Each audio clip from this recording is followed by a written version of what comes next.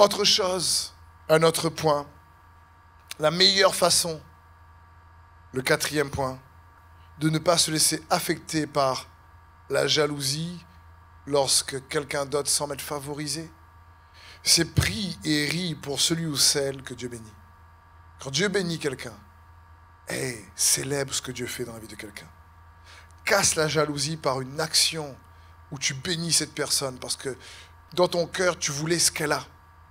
Mais la meilleure façon d'être délivré de la jalousie, c'est au contraire de dire « Seigneur, je veux garder mon cœur. Et si cette personne-là a quelque chose que je voulais, alors je lui donner plus et je te remercie de l'avoir béni. » Pour délivrer ton cœur et libérer ton cœur de la convoitise. Romains 12, 15 nous dit « Réjouissez-vous avec ceux qui se réjouissent et pleurez avec ceux qui pleurent. » Souvent, c'est beaucoup plus facile lorsque quelqu'un est victime d'une situation de pleurer avec cette personne, de partager le désarroi d'une personne qui est en difficulté.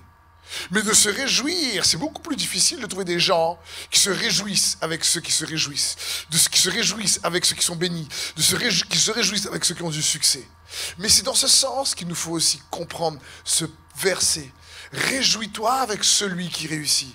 Bénis-le encore plus. Garde ton cœur de la jalousie. C'est un esprit. Ne laisse pas la jalousie te voler ta destinée. C'est important pour nous de comprendre ça. Laisse Dieu te bénir pour que tu deviennes celui qui veut que tu deviennes et que tu puisses recevoir ce qu'il a prévu pour toi.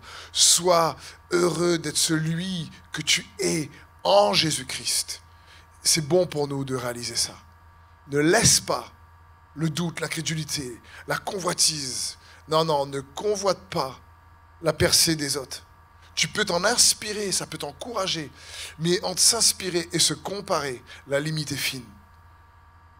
Compare-toi à l'amour et laisse l'amour toujours, non pas te sentir coupable ou nul, mais t'élever, te sentir aimé, te donner des ailes pour devenir celui ou celle que Dieu veut que tu deviennes.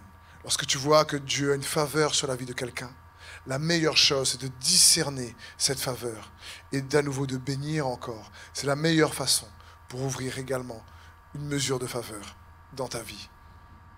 Donnez, il vous sera donné. Vous serez mesuré à la mesure dont vous mesurez. Alors que notre mesure soit remplie de miséricorde et de grâce. Et que nous puissions toujours fixer nos yeux sur sa bonté et être confiants qu'il est un Dieu juste et bon et que son bras n'est pas trop court pour te donner toutes les bénédictions qu'il a prévues pour ta vie et ta destinée.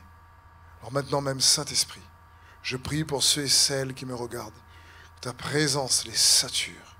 Je brise tout esprit de jalousie. Que les chaînes de la jalousie se brisent. Que ta paix les touche et qu'ils sachent qu'ils sont aimés.